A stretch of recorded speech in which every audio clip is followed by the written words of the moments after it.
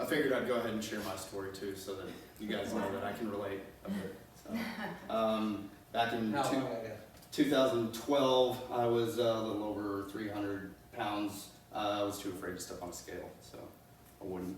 And then this was a couple years ago whenever I was full-time personal training. So I am going to speak from a place of having a little bit of knowledge about this subject. So, but yeah, so I was going to wait and do that way later in the presentation, but I figured we might as well have it out now.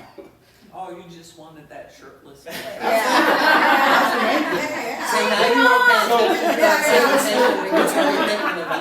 What's really important about that is too that a lot of people have problems dealing with the effects of having loose skin and things of that nature after losing all the weight.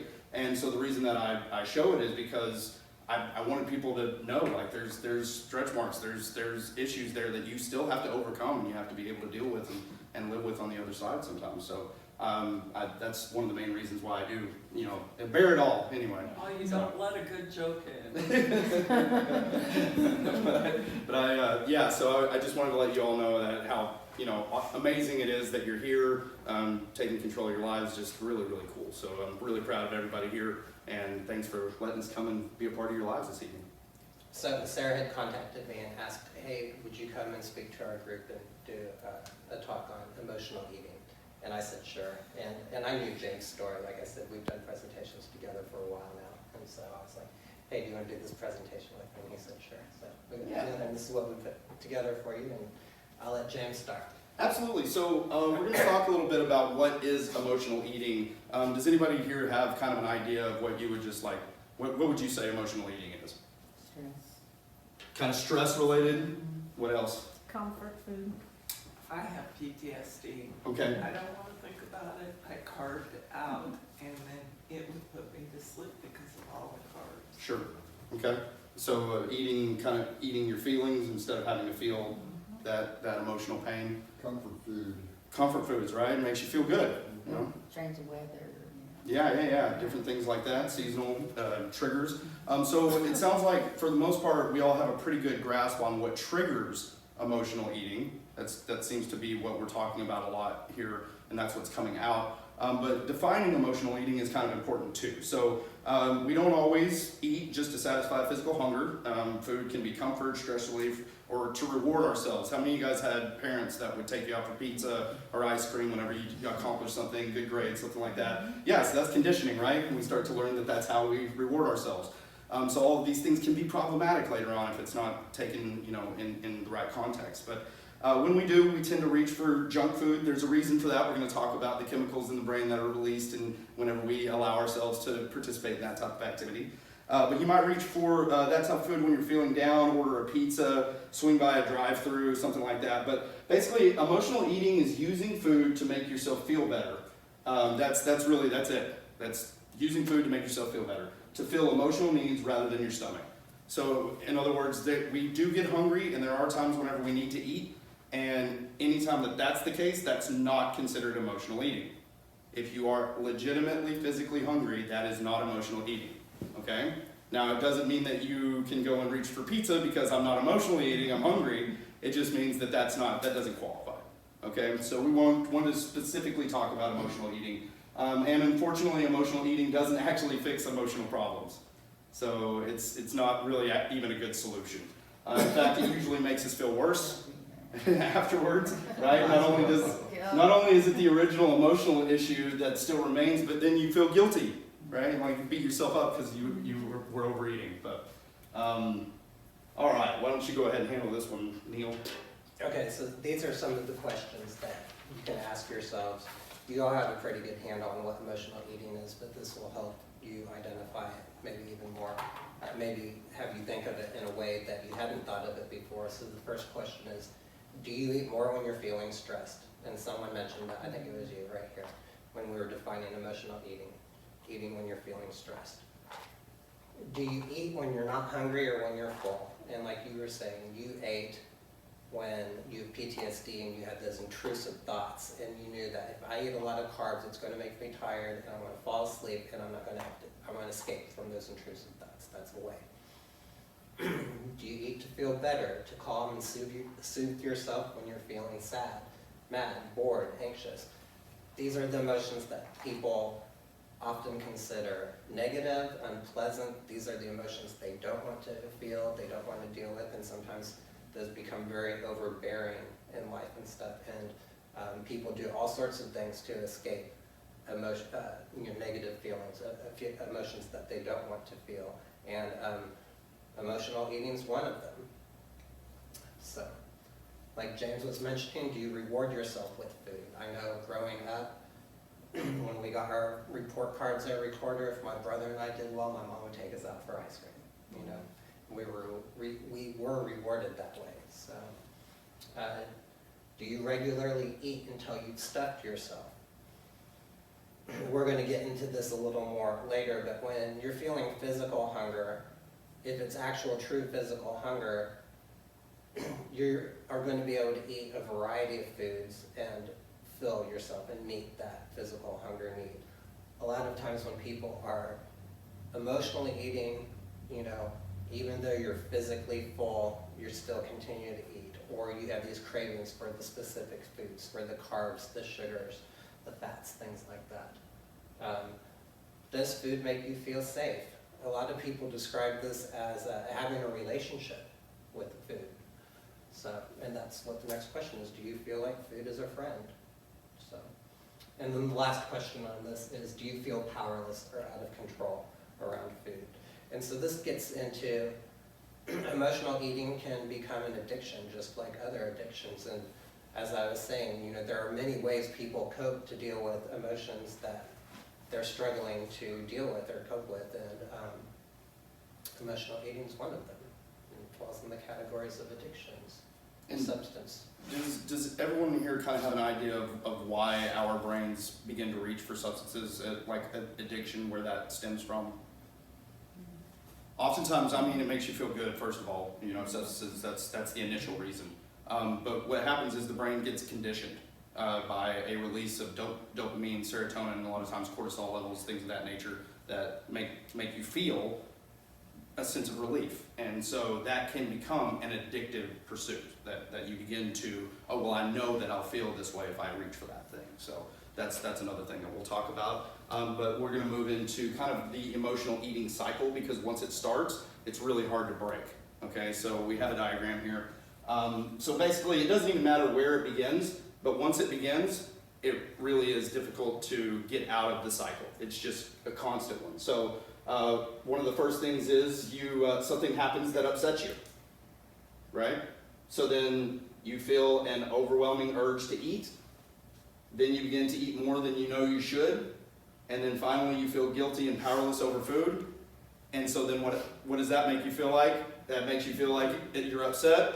So then you feel an overwhelming urge to eat, and then you eat more than you should, and it just continues. Okay, so that's the cycle. If you find yourself anywhere in this cycle, you may be an emotional eater, and you may need to seek some help and look for a solution to get you out of that. And I think it's important to note in this cycle too, in the way that it's represented here, there are the 4 areas. You can interrupt that cycle at any of those different places. So, there are different treatments, there are different modalities and things that people can do.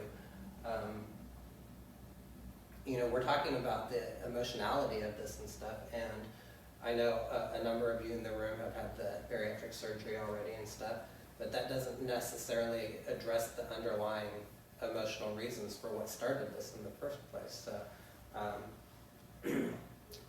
I got my start working in substance abuse at a substance abuse treatment facility for adolescents in Illinois, and that's what made me want to go to graduate school and become a counselor. And one of the things that we talk about there is, with addictions and stuff, is a lot of times if you stop one addictive behavior, it can pop up in another area of your life in a different addictive behavior. So, even if you're not overeating now physically, but if you still have emotional issues like the PTSD or the stress or things like that, those are other things to consider to address and find more positive, healthy coping skills to address them. Okay. Any questions about this, on how to interrupt that cycle? Anything that Any ideas on how you would interrupt any area of this? I started doing art. Awesome, very good. That's- What type of art do you do? What, there's an art gallery in Sand Springs, and I walk in and say, what art are we doing today? Sure. You know, from thunderstorms to, jewelry, I don't care. Okay. Let's just concentrate on something other than, my emotions. Yeah. I leave there feeling great. Great idea, great suggestion. Exercise. Exercise, that's another really great one. Yeah. Any other ideas, something that you do that kind of you haven't heard anybody else mention, but it works for you? I think whenever I start feeling like I want to eat, instead of going for the baggy chips or something, to eat something that's protein filled or something like that is better than just trying to grab whatever snack is in there. Right. And sometimes that'll deter me because now I'm like, well, I don't want to cook something, Yeah. Yeah. So, We'll talk a little bit about that too, is kind of setting yourself up for success by making sure that those trigger foods aren't in the pantry, like that you would force yourself to go out and get them if you're gonna allow yourself to have them. yeah. That can often just be a deterrent in and of itself because you're just like, well, I don't want to go all the way down to the store. And also on rewards, you can make another reward, like go shopping for a new piece of clothes or something. Right, reward yourself That for. can be very addictive. Yeah, maybe one item. I Right? have a friend Let me who's tell you looking something. at my closet going, what the heck? Okay. I You think still did. one of the things that helped me, not necessarily in the emotional eating, but just eating something bad to begin with, was the comment before surgery that Dr. Roller said. If you choose to eat something that could hurt you, it could kill you. Because for those of us that have just recently have had surgery and Right. haven't been able to have crunchy yet, or you know, Yes. just the thought of if I choose to put something in my mouth just because of an emotion, it could kill me. Is it worth it? Right. Mm. Right, and especially at that point when it is life and death like Yeah. that. So- Yeah, mortality No, is a very. a salad. I want a salad with tomatoes. I'm with ya. That's another 6 weeks. So when I work with people, generally, ways that I teach them to address or deal with emotions that they're struggling to deal with, it falls into one of 5 categories, and you mentioned a couple of them already. So the order I put them in is physical activities, the exercise. I have people, verbalize it, talk to a friend or someone you trust or a counselor or clergy or something like that. Journaling, writing about it is a good one too. And then the next one is artistic expression, like you mentioned. And then the last one I typically cover is productive activities. So go do something that either you enjoy or something that needs to be done, like a chore or something, get occupied, get busy. And then we get into like relaxation techniques and all sorts of things like that as well. Yeah, whenever I'm doing live coaching or mainly whenever I'm working with a client using neurolinguistic programming, oftentimes what I'll remind them is that you need to focus on the positively well-formed outcomes that you want and try to avoid thinking about the thing that you no longer want. So if it is like food and overeating, rather than focusing on like how frustrated you are that you can't have that thing, is to think about what you do want on the other side of this problem and really focus on that, because what that does is it activates your mirror neurons and it can actually release those endorphins and that dopamine and everything that you're craving by your brain beginning to visualize that positive outcome that you want. And so quite often that's the method that I'll kind of focus on, helping people to develop that well-formed outcome and learn how to state it positively, what they do want, instead of focusing begrudgingly on what they don't want, which is the stress of not being able to eat this thing. So like, for example, with how you do it, instead of focusing on like, I don't want to die, focus on I want to live. And why do you want to live? I want to be here for my kids or my grandkids or, for whatever purpose you have in life. Right, yeah, and that can just generate a whole series of like dominoes of positive emotions that just kind of rush over you like a wave. So, all right, let's talk about the difference between emotional hunger and physical hunger, because nobody wants anybody to avoid eating whenever you're physically hungry. That's definitely not something that we want to put a stigma in your mind. that you should never eat, okay? Because that can cause a whole series of other issues. Yeah, so we'll talk a little bit about that. Do you want to cover this one, Neil? Sure. I did the top one, you can do the bottom. Okay. So when we were talking about emotional hunger versus physical hunger, and we mentioned it a little earlier, emotional hunger usually is very sudden. It's because of a negative emotion, an emotion that you're not wanting to deal with, or that you don't feel like you have the tools to deal with and cope with it appropriately. And so it comes on quickly, and that's when you have the cravings, as opposed to the physical hunger, which has a natural cycle that you start to become physical hunger, it grows and grows and grows, you eat, it subsides, that cycle. And that, as long as you haven't not eaten anything for a really long time, that's how that cycle works. Yeah, it shouldn't feel dire, like I absolutely have to eat right this second or else I'm gonna die, right? It's like that, you shouldn't have that feeling. If it's physical hunger, it should just be coming on gradually, hunger pangs and things of that nature. Emotional hunger craves specific comfort foods. So we kind of talked about that earlier. When you're physically hungry, almost anything sounds good. Like you could really just imagine yourself eating an apple, a banana, something healthy. Really just seems pretty much, turkey, tuna. It's like I could eat just about anything and I'll be satisfied. But whenever emotional hits, you want junk food. You want sugary snacks. You want an instant rush. So you want to meet that need rapidly, and you want certain specific foods. I want a burger. I want it right now. Type of thing. So if you feel like you need a cheesecake and that's the only thing that's going to curb your hunger, chances are you're experiencing a moment of emotional eating disorder or need in general. I hope that makes sense. Does anybody have any questions about that? Unless you're Senator Schumer, who gives out cheesecakes at his press conferences. Well, remind me not to go to one of his press conferences. All right, we're going to continue down this path of talking about the difference between emotional hunger and physical hunger. So emotional hunger often leads to mindless eating. So before you know it, you've eaten a whole bag of chips. Like they're just gone. It's like, how did that happen?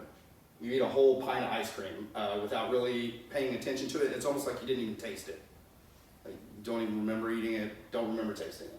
When you're eating in response to physical hunger, you're typically more aware of what you're eating and what you're doing, and it's almost like it tastes better.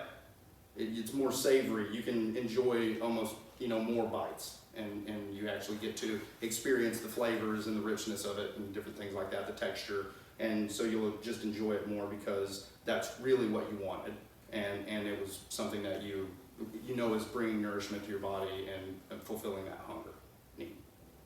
And that's something we'll talk about a little more here in a bit, but about being mindful, I know that's like a key word that's thrown around a lot right now, mindfulness in different areas, but being mindful about when you eat and enjoying what you're eating and tasting it and savoring, the taste of this and that, as opposed to mindless eating, where you sit down in front of the TV and you're not even paying attention to what you're eating. And, you're watching TV, you're just checking out, you're vegging out, and like he's saying, then all of a sudden, oh, the gallon of ice cream's gone, oh, the bag of potato chips is gone, and you didn't even intend to eat that much, and you didn't even realize it. And I've even noticed it myself when I've done something like that. You have so many, like you have a row of cookies or whatever, and then you're eating them and you don't even realize you ate them all, and you reach for the next one, and then it's gone, and you're like, I didn't even realize I ate all those cookies, So, what we were talking about too with emotional hunger is you can eat all that, and at the end, you're still feeling discontent. You're not satisfied. You're full, but you're still wanting to eat more. You're still craving more because you haven't satisfied that emotional need. Right. Yeah. And so you basically covered that. The emotional hunger isn't satisfied once you're full. You just keep wanting more and more. Until sometimes you're just like, oh my God, I feel like I'm gonna pop. You've just eaten so much, and you're still not feeling good about yourself. And then that's when that cycle starts back up. And you feel guilty, and you beat yourself up, and then looking for the next snack, right? So you feel satisfied when your stomach is full if it's physical hunger. So once you get enough to eat, you're just like, yeah, I'm good. Moving on, and you don't still have that desire, that need, that hole that you feel like you need to fill on the inside.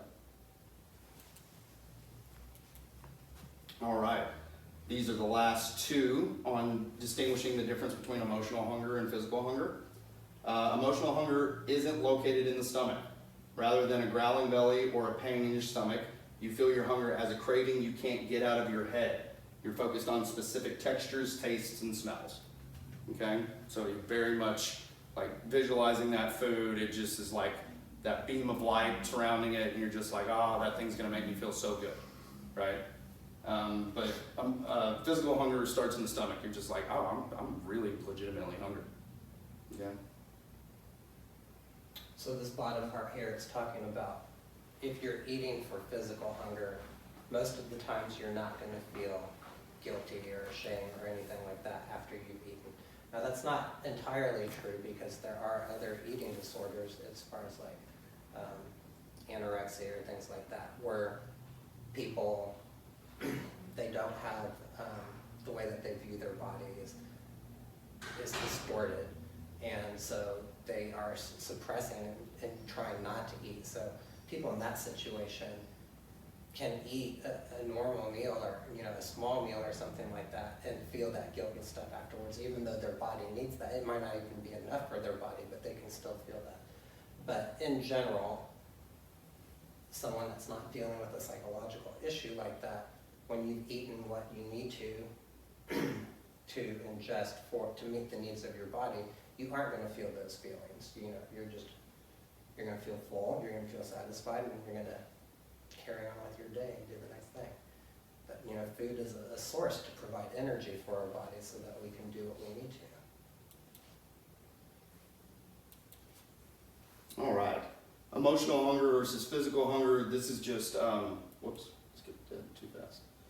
This is just a breakdown of basically what we just went over, but just making it very clear and concise.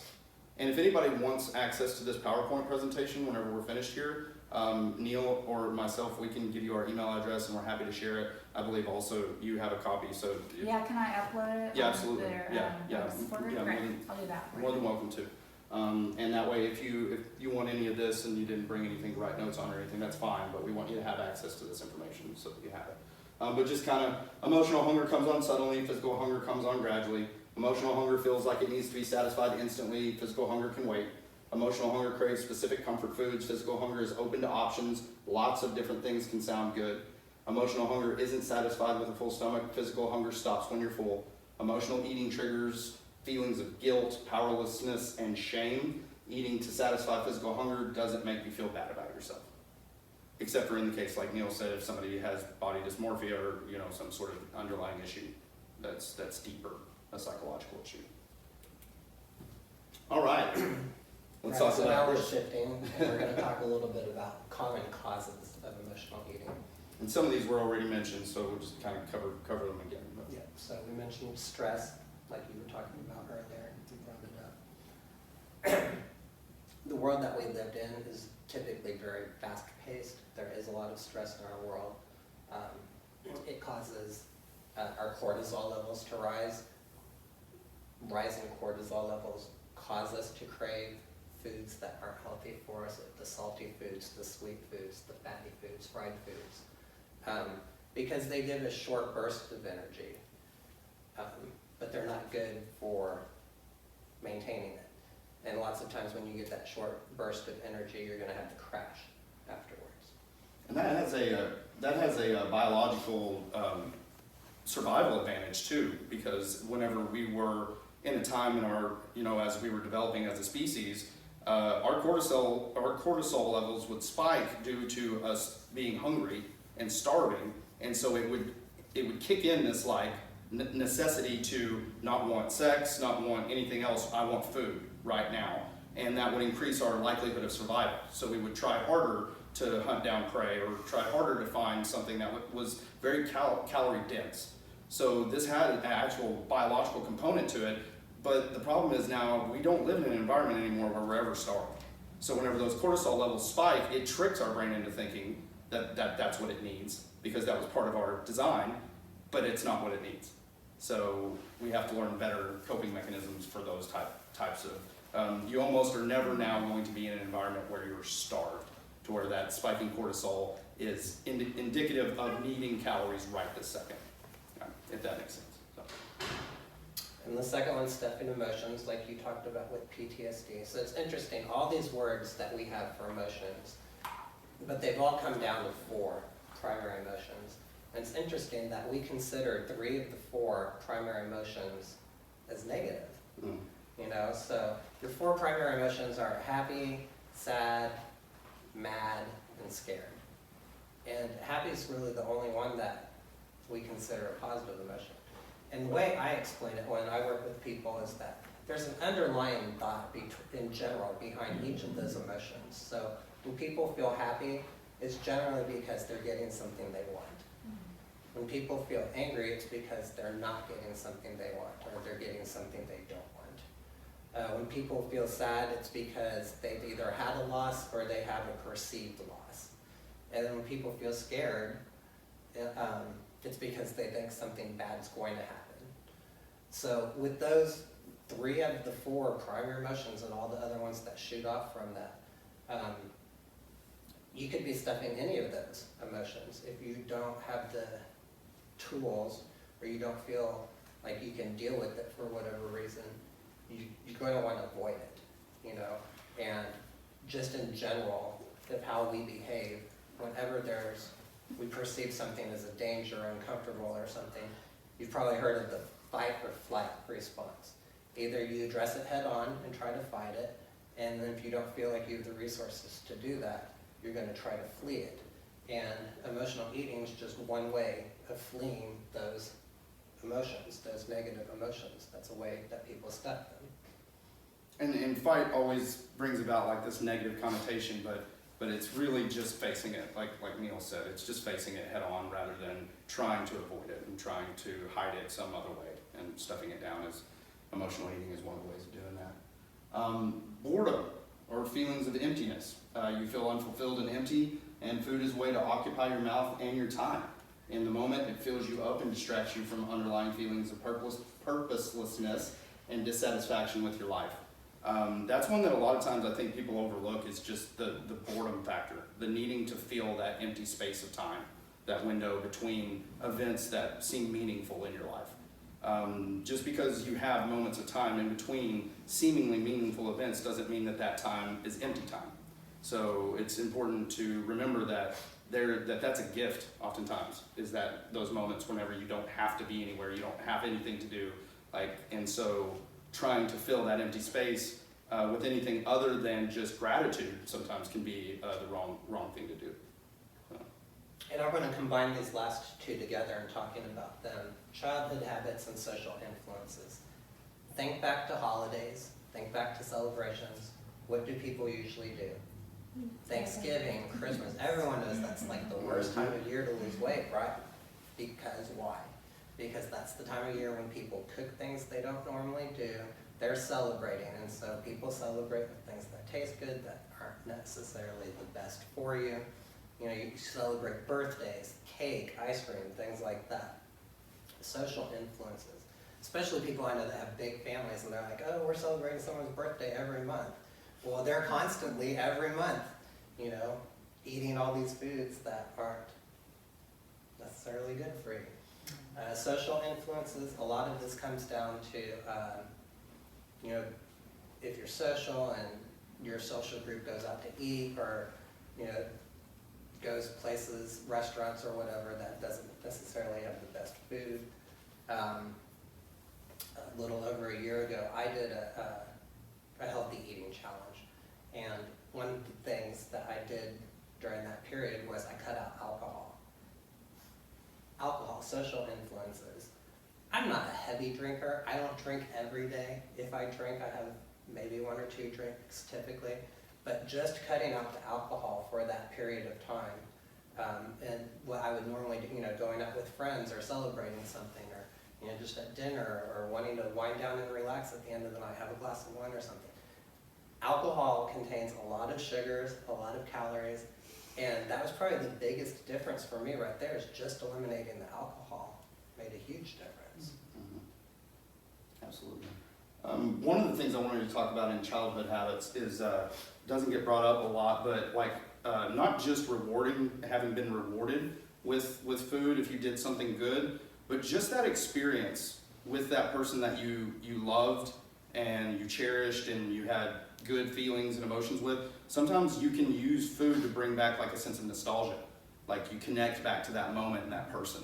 And so a lot of times, you know, we need to find a way of connecting back with that person in ways that are healthy, instead of reaching for the food in order to bring back that emotional state.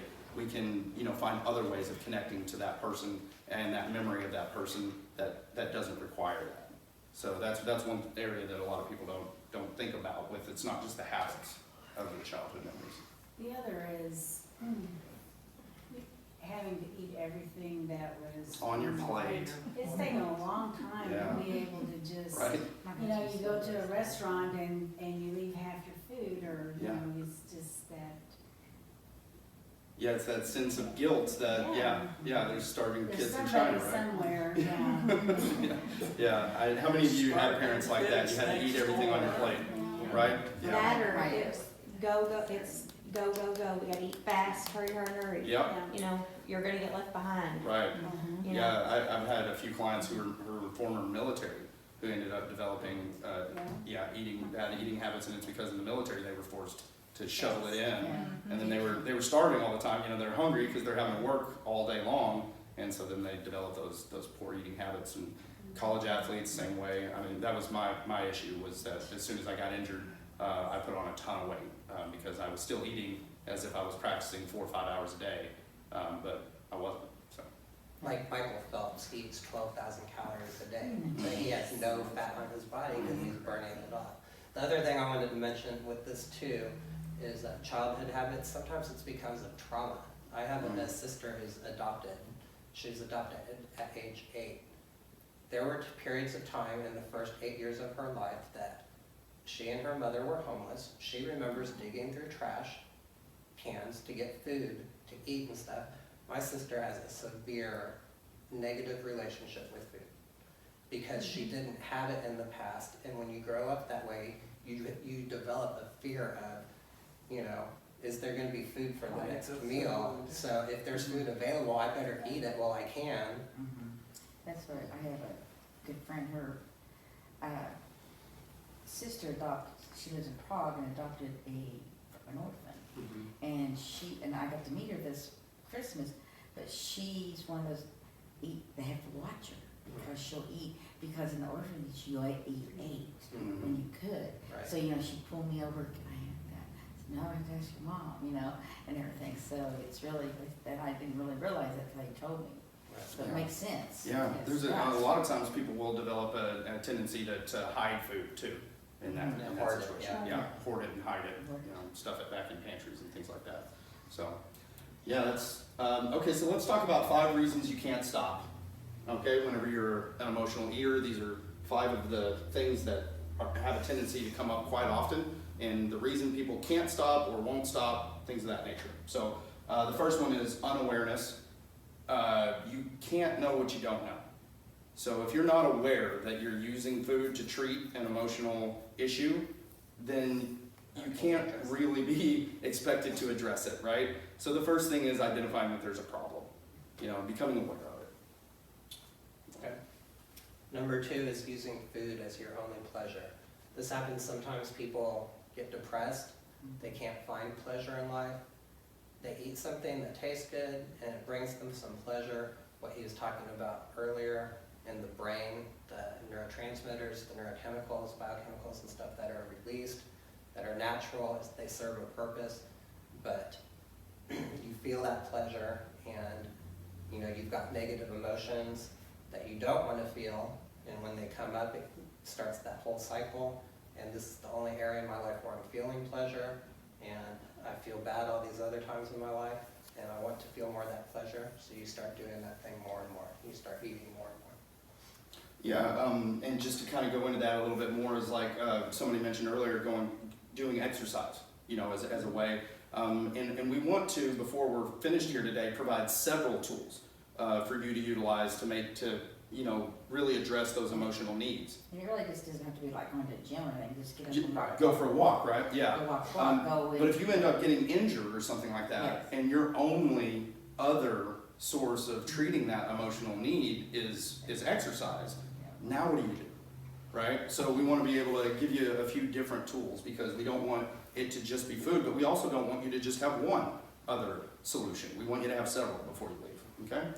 And I think people are beginning to realize that more now. So I have a friend who owns several gyms, and when people sign up for a program with him now, he gives them the option through an app. Like, are you gonna come to the gym and work out, or are you gonna exercise at home? There are certain people that know, I will not make it to the gym. Okay, well, download the home app, and then I will give you daily exercises that you can do at the home. You don't need gym equipment, just, your body weight, or, things you can do around the house. And so I think there's a greater awareness of that, and they're tailoring towards that now. Because a lot of people won't go to the gym because of their size and things. Right. Yeah, absolutely. But I think I like the group thing, is where I go. Yeah, a lot of people are motivated by the group thing. Yes. Yeah. Well, and then that's why you have gyms that start to, for certain niches of people, you have the gyms that, like, only women can come work out because, some women aren't feeling comfortable working out around men. You have your certain gyms that, this isn't your meathead gym, this is your everyday Joe off the street just trying to do some exercise. And then there's people like me, I didn't bring my cane in, but my legs are totally, so I go to St. John's and walk 40 laps every morning.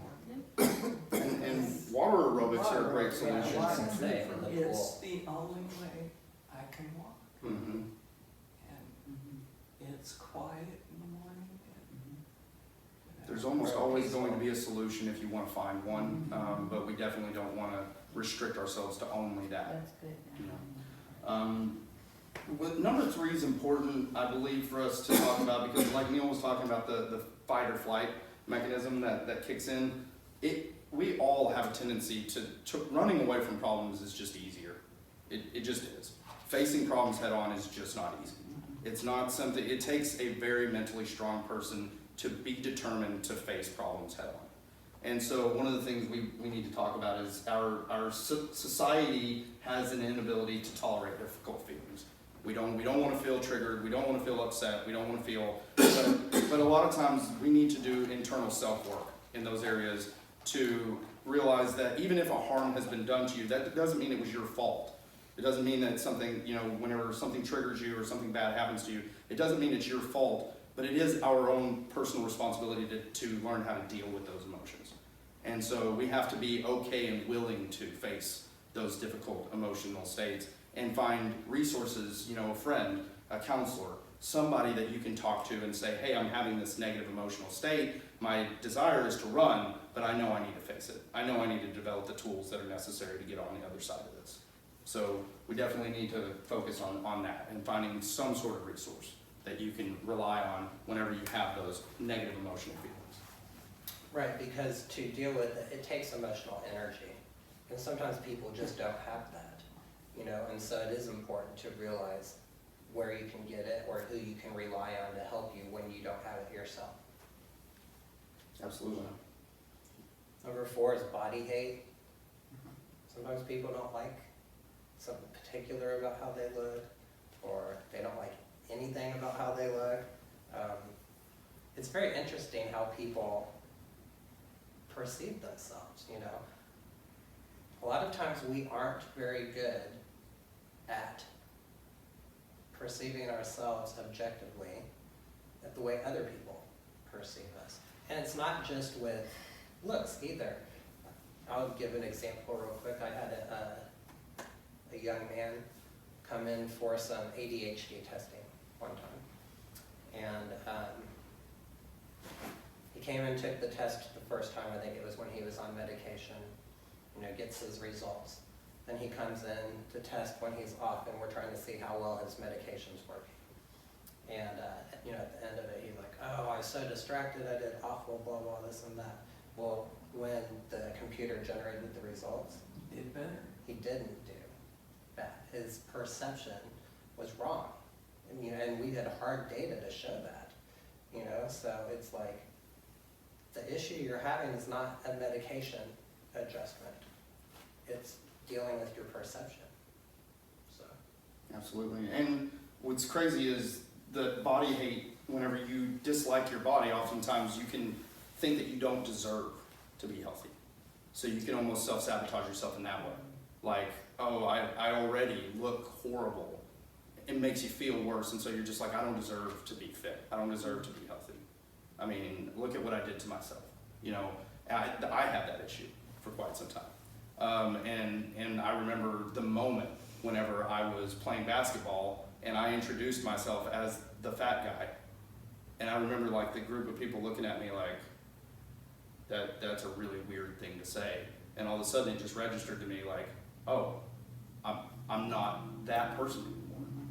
And so it's important for you to realize, like, making healthy, positive changes for yourself, you have to update your self-image alongside. You are getting healthier. You are doing things for yourself, so you should be positive about your body image. You should really appreciate every step along the way. Okay?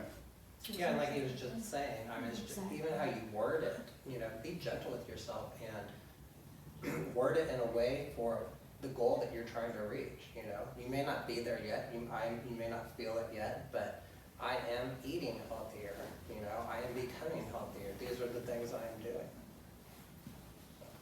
And then finally, physiology. If you're not taking care of your body, you're not getting plenty of water, you're not getting plenty of sleep, you're not getting, taking care of yourself in all those areas and getting the nutrients that you need, Getting your protein in. then it's very likely that you will have that desire to reach for those foods to address what you think is an area where it's like, oh, I don't feel good. I want this food to make me feel good. And it's like, no, you don't feel good because you've been sleeping 3 hours a night. So get your rest, get your water in, different things like that. Take care of your biology and your physiology. So I'm going to mention real quick, and I got this when I was working in substance abuse treatment, and it applies to this as well. And they used the acronym HALT, H-A-L-T. And what that stands for is hungry, angry, lonely, and tired. If you become too much of any one of those related to substance abuse, that's when people are more likely to relapse. It applies to anything else too.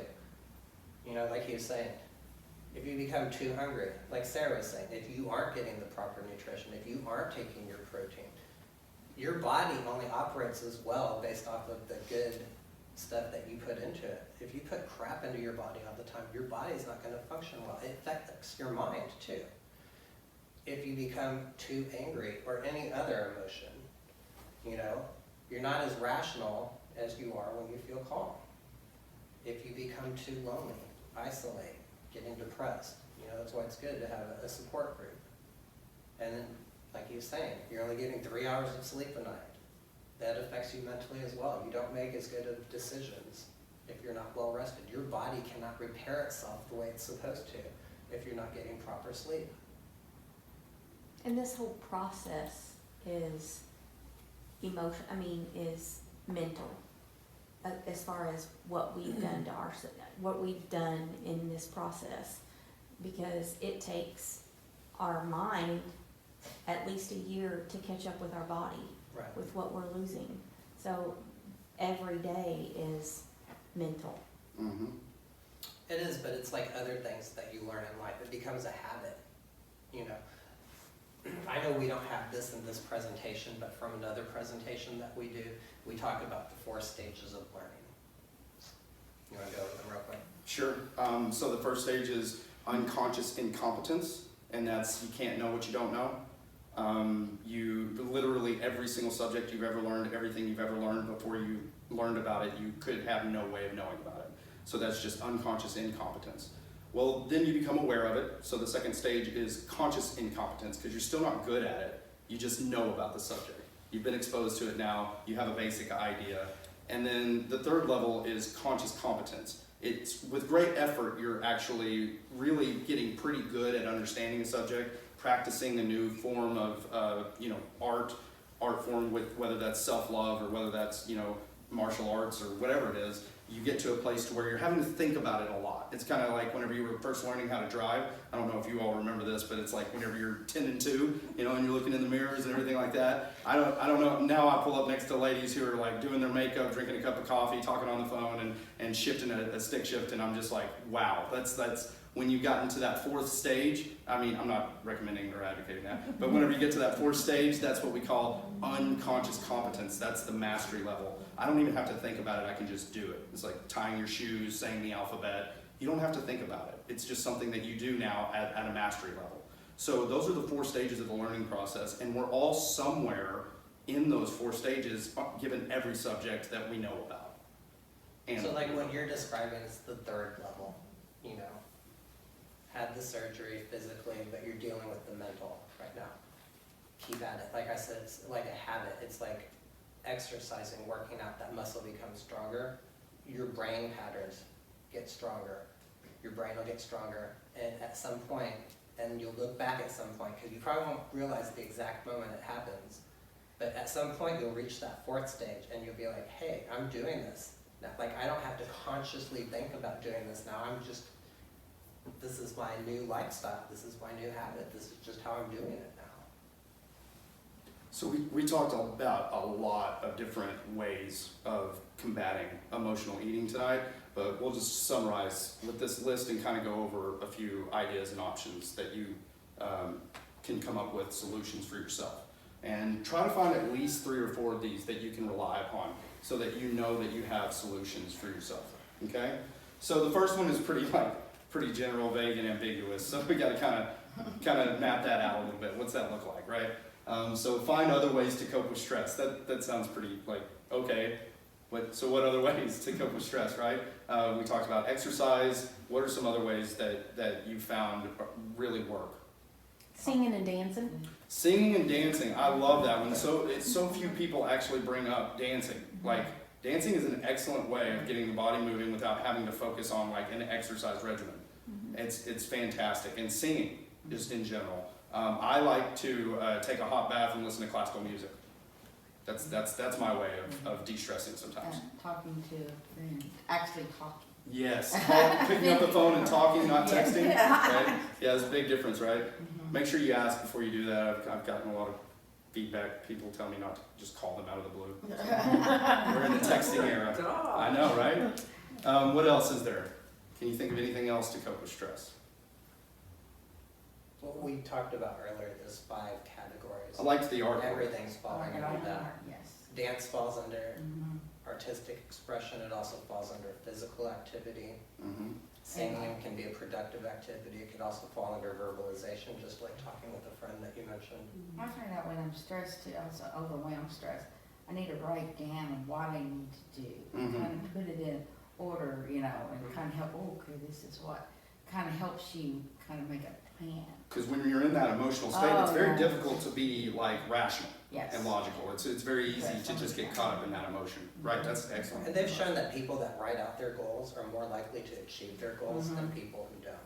And most of that that holds you accountable. Most of that deals with like in linguistics and neurolinguistic programming, we talk about how a lot of things are nominalizations. Like, I want to make an impact on society. I want to leave a legacy. You know, I want to be powerful. I want to be confident. But if all those sound like nouns, like they're real things, but could I put those in a wheelbarrow and push them around? Like, no, I have to define what that means. So it's important. That's why writing down those goals, and it gets it more concrete. That becomes a real thing rather than just a concept, just an abstract idea.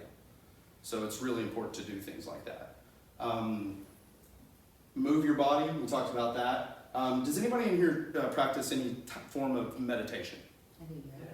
Like yoga, like meditation. Okay, there's several different types. If you don't have one yet or haven't tried one that you like, I highly recommend the Waking Up podcast. It's free on Apple and on Android. It's Sam Harris is a neuroscientist. He developed it, and it's really, really great. It takes you starting out with 5 minutes a day, and then it gradually works you up. But it's guided. He walks you through the whole process. It's really hard to do. It's very difficult to do it without help in the beginning, especially. Yeah. I've focused on a candle before, and, you know, trying to. Yeah. Yeah, it does, having something that you can visualize and focus on. What is this? What's that? It's called the Waking Up app, and it's really, really great. I highly recommend it. There is a paid version, but you can actually contact his website and let him know if you're not physically able to, and he'll send you the paid version for free because he wants to help people. So it's really, really good. Prayer is another one. I don't know if any of you have a prayer life, but prayer is another one that kind of falls into meditation type of stuff. There are all sorts of mindfulness things that you can do. My son journals through like an app where he talks into his phone and he records himself, and that's how he journals. Rather than actually journaling and writing it out, he just has an app on his phone and he sends himself a private video, and that's how he keeps his journals every day. Well, it's really great for kids, because a lot of times kids don't like to journal because they're like, I don't know how to spell this word, and this and that. Right. Yes, ma'am. Did you say what that podcast was? Yeah, sure. It's called Waking Up, Okay, I have it. and the developer is Sam Harris. Mhm. Start a food diary. So keeping track of what it is that you're eating every day. That really helps some people deal with that stress and that mindless eating. Because if you know that you're going to be accountable even just to yourself for what you're eating that day, a lot of times that can also be like, oh, I'm not going to eat that because I'd have to write that down, right? So a lot of times that can help. Whenever I was doing full-time personal training, if I had a client who was having trouble with emotional eating, they could eat whatever they wanted to during the day, but they had to send me a picture of every single thing they put in their mouth before they ate it. And I will tell you, so many people stopped eating junk food because they did not want to send that picture to their trainer. So, and I told them, I set them up for like, I don't care what you eat. I don't care, eat whatever you want, but you have to send me a picture of it.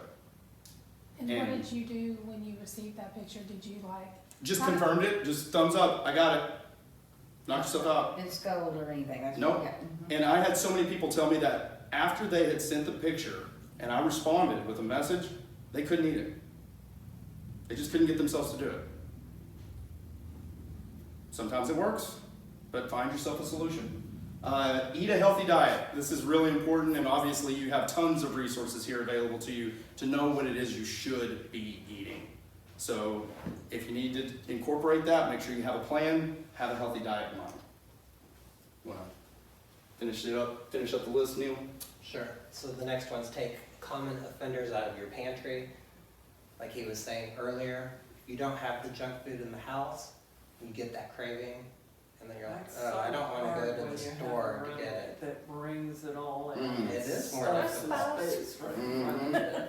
Well, And I you're had- like, I put go away. the Girl Scout cookies in a big old Rubbermaid thing, because we bought, my husband just buys them they come to our door, he'll buy Right. it. So, that means you have to open up that and get into it, so that's really helps me. Oh, good. Yeah, kind of push it in the pantry. Good. Another solution is just that putting in a step or two Yeah. that you have to do that just makes it not so mindless. What's a nice way to tell those that are in your home, stop buying the shit? That is an excellent question. It is. And I think what matters most is that you know your relationships with who's in your home better than we do. We can come up with some ideas and some suggestions, but ultimately you know that balance. Not really, that's the okay, problem okay. I'm having. So- I live with my mother-in-law, it's Uh-huh. our home, my husband and I, but she's the one that's buying the groceries. She's still dealing with the loss of her husband, Sure. so So she's I see all of emotionally these Mhm. in her, Right. in her eating habits. I see her emotionally eating, and to try to get her to stop buying 4 packages of Oreos, Mm-hmm. So how do she I- may be at that first stage of learning. She doesn't see it as a problem yet. And until she does, why would she change? yeah. But one of the things that you addressed earlier, and not everybody is really moved by that emotion of other people, but bringing up your mortality, and that this is a life and death thing for you, and that you may not be capable of stopping yourself. So you need her help. Bring people on to help you. Like recruit them as helpers, and oftentimes that will cause people to actually embrace your journey and adopt it themselves. If you just recruit helpers. You empower them as a helper, Mm-hmm. absolutely. Do they Right. buy your food? No, Does she- no, she- no. Okay, No. but she just brings her own, okay. Mhm. Because what you're describing, she's emotionally eating to deal with the loss of her husband. But if she doesn't realize that as a problem, or maybe if she does, but maybe she doesn't want to do anything about it. You know, she might not be willing to do it for herself, but like he was saying, if you tell her how it's affecting you, and if you try to get her on your team to help you out, she may be more willing to do it for someone else Right. if she's not willing to do it for herself. Okay. And just a little token for you all to survive Girl Scout cookie season. I have a Girl Scout at home. If they're hitting you out to buy cookies, you can always donate to the troops. Yeah. Say, Yes, I'm that's gonna what I do. buy 4 boxes for the troops, and Mhm. our scouts will send those overseas to the troops. And you don't know I how don't. much those soldiers Yes. love those cookies. But that's And what they're I do burning with them the- calories That's off. right. That's They're right. not- That's perfect. Perfect solution. At school, when they're selling candy and all that kind of Mhm. stuff, I will donate money to the organization and don't.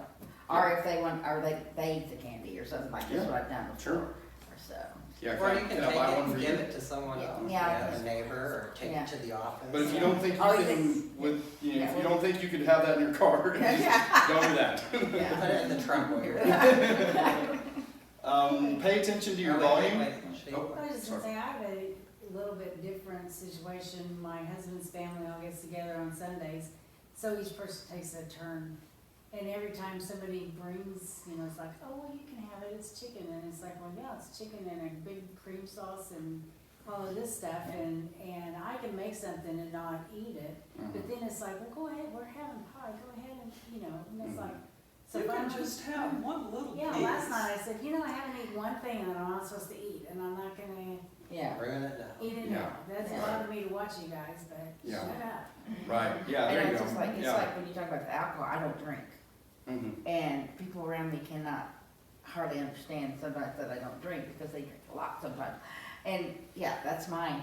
Well, a lot of It's like- times seeing you, they feel guilty. Yes, they do. Exactly. Like you tell me, And it's so how they're they trying to act. bring you in. Yeah. I And hear that's a lot gonna of be a it. continuum, not just with alcohol, but with Everything. food. Yeah. As you go through your weight loss journey. Mhm. Just like you were mentioning, everybody wants you to just have a bite. Yeah. So much of that is they want to see you do it because you're losing weight. They want you to eat the same things that they are. It's a self-reflection thing. Yes. And that's why it's important to incorporate both different types of modes of addressing the issue. Number one, it's always okay to advocate for yourself, Yeah. always, in your health. Number two, recruit helpers. Yeah. Get them to be on your team. Just ask them for support. Just say, hey, this is such a difficult journey for me, and you don't understand how much time, energy, and emotional, energy that I've invested into this. Please help me. Please help me meet my goals. So far, I've just started packing my own Yes. food. Yeah. And if, you know, because we never know what's gonna be there. And Sure. as soon as I look and go, okay, well, Mhm. then, you know, I bring it out or, you know, whatever, but Yeah. it's just. Yeah. Well, good for you. It seems like you. Just chicken. It seems like you put some healthy Yeah. boundaries in place, and I encourage you to continue to do that. I have friends too that even, because I've watched my weight all my life, so they'll almost act, when I'm really serious about things, they'll, you know, if I'm going over to eat, that I'll take or I have friends that are healthy conscious too, so Mhm. that makes them make more things, that we'll have strawberries instead of, you know, That's great. cake or whatever, yeah. Awesome. So even focus, like we already covered eating a healthy diet, but if you have problems with portion control, measure your food. Yeah. Just begin to measure it. It can't ever hurt you to take that extra moment out of your day to measure your food to make sure your portion control is on point. So that's another way that you can do that. And we've already talked about these last three. I'll go over them again real quick, but, you know, getting people on your team, seeking support, banishing distractions, being mindful, not mindless, being present while you're eating, and focus on the positive. Work on positive self-talk. That, Talk about your goals. Talk about the accomplishments you've made. Don't focus on the that failures. perspective could be phones too. What's that? Absolutely. Phone. Yeah, having the Yeah. phone going while you're eating. Yeah. Mhm. Yeah. Yeah. I mean, they are really basically just tiny Oh, computers. come on, it's Yeah. just They are. Facebook. Yeah, right. Yeah, I knew we have to, that's what I have friends that say, I don't have time to exercise. And I said, yeah, but you have 2 hours to spend on Facebook. Right. Yeah, things like that. Does Well, everyone- even when I'm not you're, judging. even when you're eating Yeah. with someone else, you can get wrapped up in a Oh, conversation, yeah. you know, so be present in the conversation, but be present with what you're doing as well. That's true. Does everyone here understand positive self-talk? Does that make sense? Do you know the difference between negative self-talk and positive self-talk? We talked about this last month. God, I look so fat in the mirror still. Right. Yeah, so that would be negative, whereas positive self-talk would Hey, be I something. lost some weight. Yeah, I've It's lost some also weight. really I'm reaching my goals. I'm healthier today than I was yesterday. Yeah. All of that stuff is positive self-talk. So anytime you start to hear that inner negative voice, whether that's a critical parent, whether that's somebody critical that you used to be in a relationship, a friend, family member, something like that, shift that. You don't have to listen to that voice because really it's not yours, and so it doesn't have to belong to you. You don't have to take ownership of it. It goes down to compliments too. Mm-hmm. When they get compliments, I'll do a negative thing back. Mm. Like I just, no, even, oh no, I've had Yeah, this that's negative. Yeah, dismissing a compliment Yeah, is and I absolutely. have to learn to say thank you, I have to learn. It's not prideful or arrogant to tell somebody thank you and show gratitude for something kind. Yeah, So it's kind of. it's okay. All right, and finally, a few more alternatives to emotional eating. If you're depressed or lonely, call someone who always makes you feel better. Make sure you're not reaching out to somebody who's going to make you feel worse. Make sure it's always somebody that makes you happy, makes you feel better. Yeah. We didn't mention this, but play with your dog or cat. Like if you have pets, anything like that, look at a favorite photo or cherished memento. So if you have like a trip you went on that you enjoyed, a moment in your life that you can reflect upon, focus on it, and at the same time, think about how grateful you are for that moment. That gratitude will really help overcome a lot of negative emotional states. This next one, if you're feeling anxious, like you mentioned earlier, the dancing, talk about exercise, even if it's not going to the gym, but something as simple about taking a walk around the block. There are so many apps that you can download for free that helps you with these things now. You can have apps that will go off throughout the day, and even with like the Apple Watch and stuff, it'll say, you've been sitting too long. Yes. Get up, stand up for 2 minutes, and it tracks to see how much you've stood throughout the day. They have apps that tell you, focus on your breath for the next Yeah, 2 minutes, just things don't like breathe. that. Exactly, see, you got it right there. Yeah. Squeezing a stress ball, it's taking the time to do that and be mindful. It takes a few seconds, but focusing on that and doing that, that's going to help release that stress. It's bad when you've broken one, so. A stress ball. Squeeze it so hard it popped, huh? And we talked about taking a walk. Just clearing your head for a second, going out, taking a walk around the building. It doesn't have to be long. Just go for a little walk real quick and then come back and sit back down and realize how much better you feel. If you're exhausted, treat yourself with a hot cup of tea. I don't know if is that on the recommended plan? D is fine, Okay. yeah, we just want them on decaf until they Okay. get 6 Gotcha. months. Okay. Take a bath, light some scented candles, or wrap yourself in a warm blanket. So engage your other senses. I've got a friend who she will put the hair dryer underneath the sheet and cover up with a blanket and run her hair dryer, and that's how she kind of de-stresses. Boy, you just, Click right down. If you're bored, we talked about that, read a good book, watch a comedy show, explore the outdoors, or turn an activity you enjoy, like woodworking, playing the guitar, shooting basketball hoops, scrapbooking, something like that. Just find a hobby and then get yourself prepared to be able to reach out to that and do that thing. Does everybody feel pretty good about this? Yeah. Did you come away with something that you didn't consider before as a useful Yeah. tool? yes. Yes. Okay. What's your take? This group. Yeah, right? I mean, this group is fabulous. What's one takeaway that you'll be able to apply to your journey? It wasn't part of the presentation, but it was how you said, sending a picture to somebody Like, I have a friend at work that has really helped me through this journey. Yeah, And so if I'm thinking of eating something, I'm gonna say, hey, I'm gonna send you a picture of this. Yeah. You know, I'm not sending it to you to scold me, but mhm, if I have to be accountable to somebody else for what I'm eating, awesome. you know, I mean, yes, we have the dietitians online and Mhm. stuff, but having somebody actually, Personal accountability. right, Yeah, it's kind of nice. yeah. I'd get in the habit of doing it all the time, not just sending when you want to eat something you don't, that you know you shouldn't, because that's just focusing kind of on the negative. Sure. Also send them pictures all the time you're gonna eat something, so that they see all the times that you are eating healthy. Right, and they can actually celebrate your, you know, your wins instead of just, you know, being there for your struggles and losses. Right. What about you? Noticing that the people around me have a lot of emotional eating, both my husband and my mother-in-law, Mm-hmm. and realizing that you're right, I may not have the ability to stop myself Mm-hmm. when, you know, those options are in front of me. Mm-hmm. Because I have been tempted, Sure. but I've stopped myself Yeah. just because of the thought that, of what Dr. Roller said to me, Mm-hmm. you know, and realizing that I can take that step to make them part of this journey. Awesome. Um, Very cool. I think just realizing that, oh, you know what, you do have an issue with eating this stuff. You know, not always am I always making the healthy meal that I should. Maybe I should substitute a lower fat sauce to go with it or something like that. So I think just to take the time to realize what it is that I'm eating should help. Awesome. Yeah. Very cool. Thank you for sharing.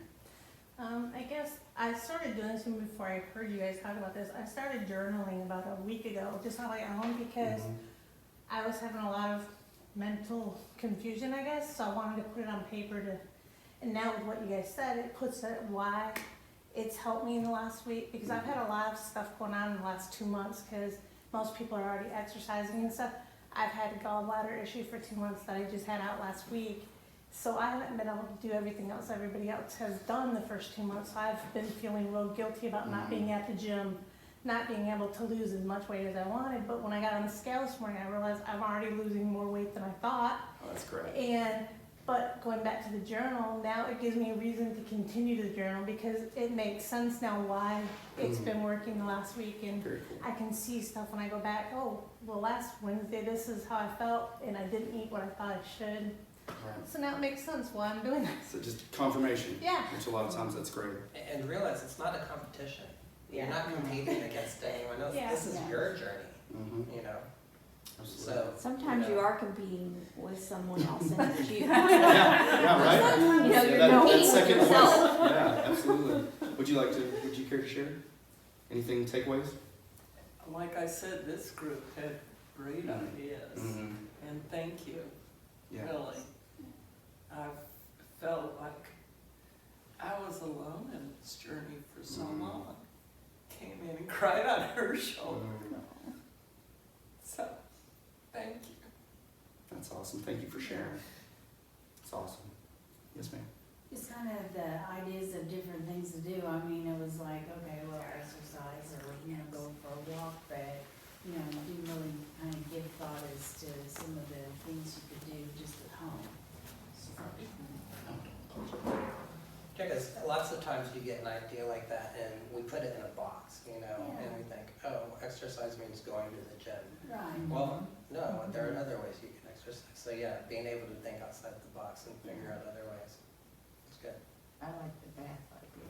I always say that. A whirlpool bath with Highly recommend Epsom salt. And and all that I stuff. was like, Yeah. I always, but then I don't do that. It's just I need to do that.